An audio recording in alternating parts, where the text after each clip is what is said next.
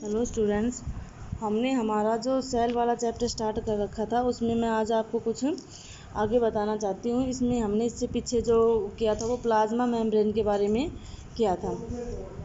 इसके बाद जो है हम बात करेंगे सेल वॉल की, ठीक है, क्योंकि प्लाज्मा मेम्ब्रेन के बाहर क्या होती है, सेल वॉल होती है इन मैनी सेल्स, काफ़ी सारी सेल्स में, मेनली प्लांट सेल में, क्योंकि सेल वॉल किस में होती है, प्लांट सेल में होती है। There is a tough cell wall, it is addition to the cell membrane की। सेल मेम्ब्रेन के बाहर एक और टफ सेल होती है जिसको क्या बोलते हैं, सेल वॉल बोलते हैं। It is found outer to the cell membrane, ये सेल मेम्ब्रेन के बाहर होती है। And it is discover by Robert Hooke, और रॉबर्ट हुक ने और क्या डिस्कवर किया था, सेल को डिस्कवर किया था, ठीक है। It is discover by Robert Hooke. Cell wall is absent in animal cell, animal cell के अंदर सेल वॉल नहीं होती, but it is found in plant cell, fungi and bacterial cell, ये प्लांट सेल, फंजाई और bacterial cell में होती है। Cell wall in plant cell is mainly composed of cellulose which is complex material that provide strength to the cell, की cell wall जो होती है वो प्लांट में होती है, मेनली किसकी, सेलुलोज की बनी होती है और कॉम्प्लेक्स मटेरियल की, जो कि क्या करता है, सेल को स्ट्रेंथ प्रोवाइड करने का या प्रोटेक्टिविटी, जो प्रोटेक्शन है वो प्रोवाइड करने का काम करता है। सेल वॉल इज फ्रीली प्रीमिएबल, प्रीमिएबल का मतलब होता है कि सेल वॉल अपने थ्रू वाटर और जो कंपोनेंट्स होते हैं उनको क्या करने देता है, मूव करने देता है। Both solute and solvent can pass through it, solute और सोलवेंट दोनों ही इसके पास क्या हो सकते हैं, थ्रू हो सकते हैं, इसके आर पार पास हो सकते हैं।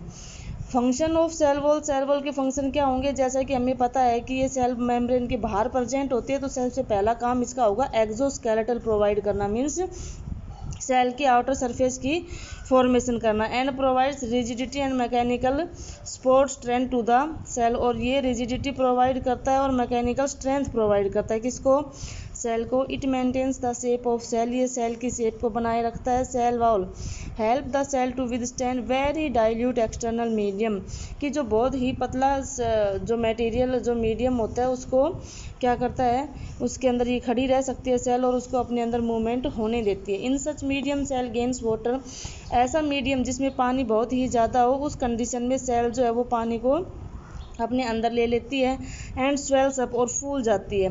सो cell wall help the cell by preventing its bursting, और इस तरीके से सेल वॉल जो है वो अपनी ब्रस्ट होने से अपने आप को बचाती है, ठीक है। एनिमल सेल अगर होगी तो सेल वहाँ पे ब्रस्ट हो जाएगी, लेकिन अगर प्लांट सेल होगी तो वो ब्रस्ट नहीं होगी, क्यों, क्योंकि उसमें सेल वॉल होती है,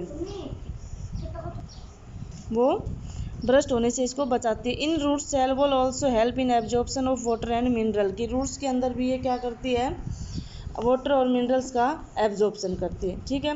नेक्स्ट पार्ट इसका हम करेंगे और वो क्या है, न्यूक्लियस। न्यूक्लियस हमें पता है कि सेल के अंदर प्रेजेंट सबसे बड़ी सेल ऑर्गनली होते हैं।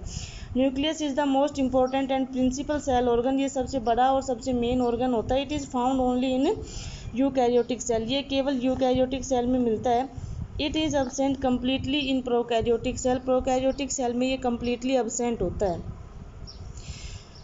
Note in some eukaryotic cell such as human RBC, जो हमारी रेड ब्लड सेल होती है उनमें न्यूक्लियस जो है वो डिसअपियर हो जाता है, जबकि आरबीसी क्या होती है, मैच्योर होती है, उस टाइम पे वो डिसअपियर हो जाता है।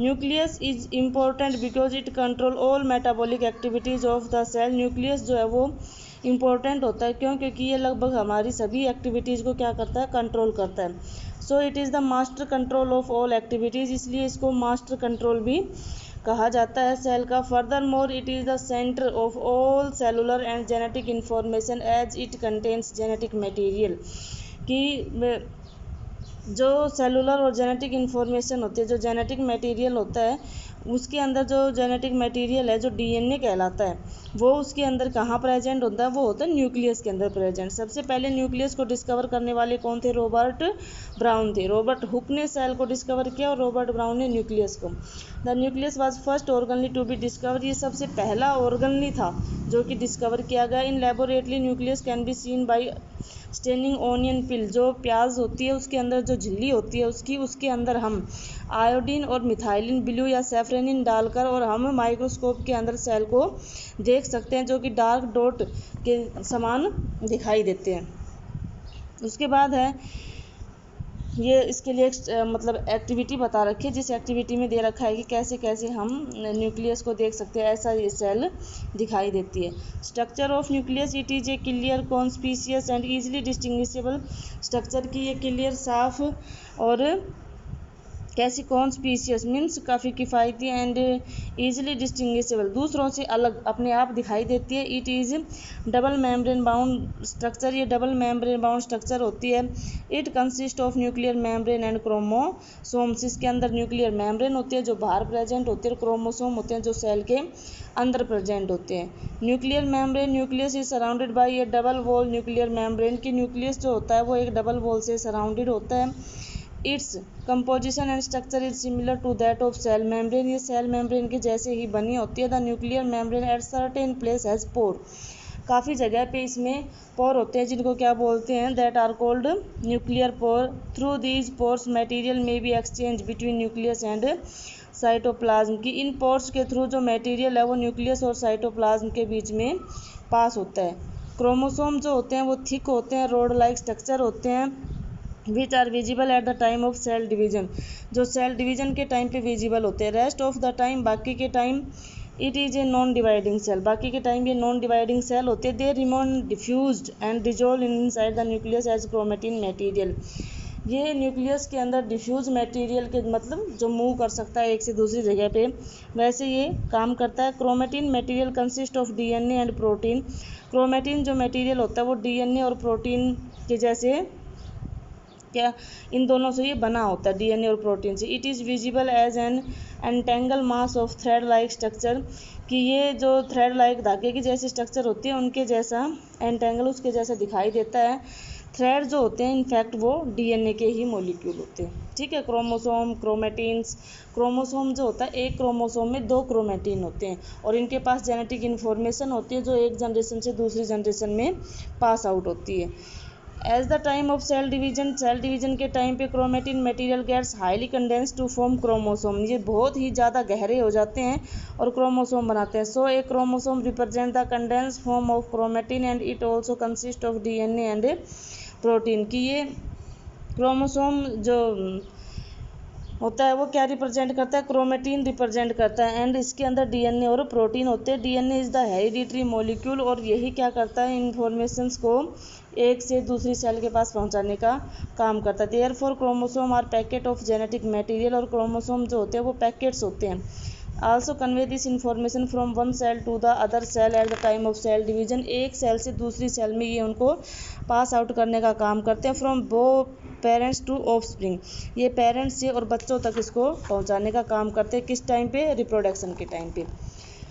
Number, shape and size of chromosome in a particular species is fix, हर एक स्पीसीज का जो नंबर होता है, शेप होती है और साइज होता है वो फिक्स होता है। जेनेटिक इन्फॉर्मेशन क्रोमोसोम के अंदर स्मॉल सेगमेंट ऑफ डीएनए के जैसे प्रेजेंट होते हैं और उन सेगमेंट्स को क्या बोलते हैं, जीन बोलते हैं। जैसे अमीबा के अंदर 250 नंबर होता है, पाइजोस्टाइम के अंदर 14 होता है, राइस के अंदर 42 होता है, मैन के अंदर 46 होता है, डॉग में 78 होते हैं, हाउस फ्लाई में 12 होते हैं, ठीक है। ये क्रोमोसोम का नंबर होता है जो हर स्पीसीज के लिए फिक्स होता है। Function of nucleus, nucleus is the centre of genetic information, जो न्यूक्लियस होता है वो जेनेटिक इन्फॉर्मेशन का सेंटर होता है। So it has compact command and control on all activities inside a cell, ये हमेशा हर एक सेल के ऊपर कमांड और कंट्रोल का काम करता है। Nucleus provide information for protein synthesis, ये प्रोटीन सिंथेसिस में हेल्प करता है। इस that is play a crucial role in the cell division, cell division में इसका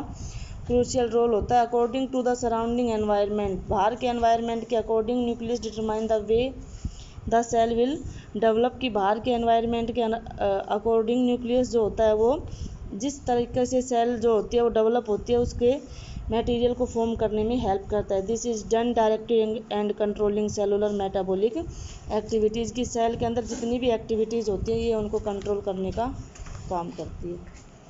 थैंक यू।